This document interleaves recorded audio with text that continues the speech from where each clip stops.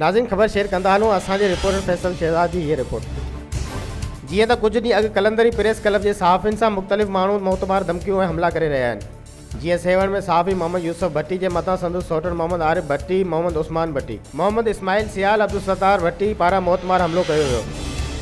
वरी कल्ह बान सईदाबाद में सहाफ़ी मोहम्मद अली मेमण खे संदसि घर जे अॻियां साबिक़ा यूसी शेख जे वाइस चेयरमैन शाहिद ख़ुश्क जे पुटु मशाहिद ख़ुश्क मोतमार हमलो कयो ऐं वरी पीउ पुट खे त न सम्झाए सघियो पर रहंदो शाहिद ख़ुश्क सहाफ़ी मोहम्मद अली मेमण खे फ़ोन ते धमकियूं ॾिनियूं ऐं उनजे ख़िलाफ़ कूड़ियूं पोस्टूं फेसबुक ते रखियूं आहिनि।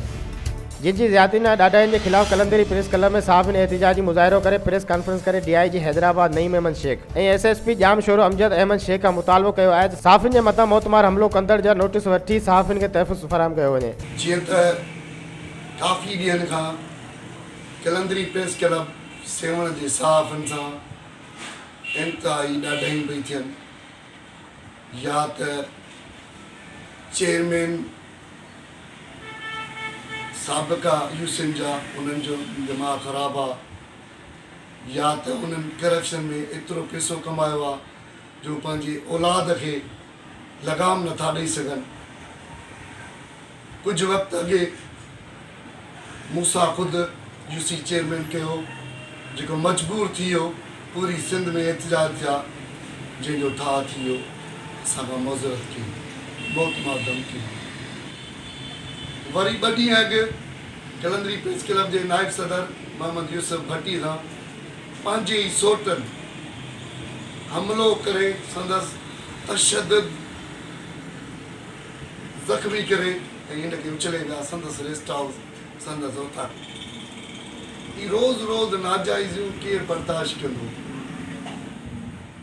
वरी 3 ॾींहुं बानसैदाबाद में सहाफ़ी मोहम्मद अली मेमण पंहिंजे घर में वेठो, अचानक 10 बजे टाइम सुबुह जो साबिक़ा वाइस चेयरमैन यूसी शेख जो शाहिद ख़ुश्क जो पुटु मुशाहिद नशे जी हालत में धुत नशे में संदसि घर जे अॻियां अची उनखे सॾु करे उन सां बदतमीज़ी करणु, घटि वधि ॻाल्हाइणु, गारियूं ॾियणु, जंहिंजो वीडियो रिकॉर्ड आहे उहो वीडियो असां सोशल मीडिया ते वायरल बि कयो आहे।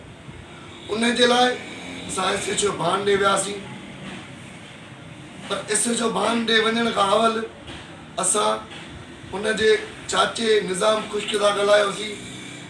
उन चयो मूं ॾे वीडियो मोकिलियोसीं चई शायदि वियो आहे कराची, मां हुन सां ॻाल्हायां थो, हुन सां ॻाल्हाई। उन खां पोइ वीडियो ॾिठी चई दा छोकिरो असांखां ज़ोर आहे, अलाह भली कंदो, हलो ठीकु आहे। मजबूरनि असां SHO भान ॾे वियासीं, उते हिन कंप्लेन कई मोहम्मद अली मेमण। कंप्लेन करण खां पोइ SHO हिन वक़्त ताईं कंटार थी करे कख भञी ॿीड़ो न कयो सवाइ फ़ोन कई हुजे या न बि कई हुजे। अॼु बि उहो माण्हू, उहो छोकिरो सरियाम असांजे सहाफ़ी खे मारण जे लाइ शहर में गलियुनि में गिटियुनि में घुमंदो थो हुते। उन्हनि खे पैसे जो नशो आहे, नशे में थो।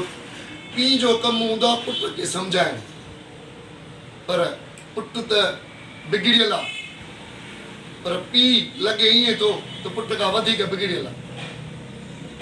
जो करे पीउ जो कमु आहे पुट खे सम्झाइणु, बाबा हीउ तो कहिड़ो ग़लति कमु कयो आहे, छो पराए दर ते वियाहीं, त जेकॾहिं तोखे सबूत आहे काई ॻाल्हि जो तूं असां सां ॻाल्हि कर। तूं यकदमि वञी हमलो करे घटि वधि ॻाल्हायो अथई, हुनजे दर ते वञी उहो सम्झाइण त छुटो। पर राति शाहिद ख़ुश्क सहाफ़ी मोहम्मद अली खे फ़ोन ते एॾियूं धमकियूं ॾेई ऐं बदतमीज़ वारा लफ़्ज़ सहाफ़ियुनि लाइ ॻाल्हाया अथसि त सहाफ़ी मूंखे छा कंदा, जेको करिणो अथव हीउ कजो, हीउ पटिजो, हीउ कजो। मक़सदु चवण जो असां अॼु हिन एहतिजाज ज़रिए SSP जाम शोरो अमजद शेख,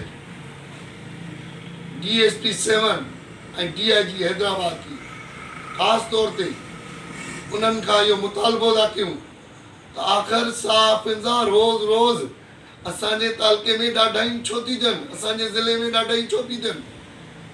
हिकिड़ा बिगड़ियल वॾेरनि जा औलाद उहे अची सहाफ़ियुनि खे धमकियूं ॾेई वञनि, घर वेठे जे हुनजी कंप्लेन था कयूं त वरी हुनजो पीउ घटि वधि ॻाल्हाए साफ़ हुनखे ही करे वठिजो ही करे वठिजो।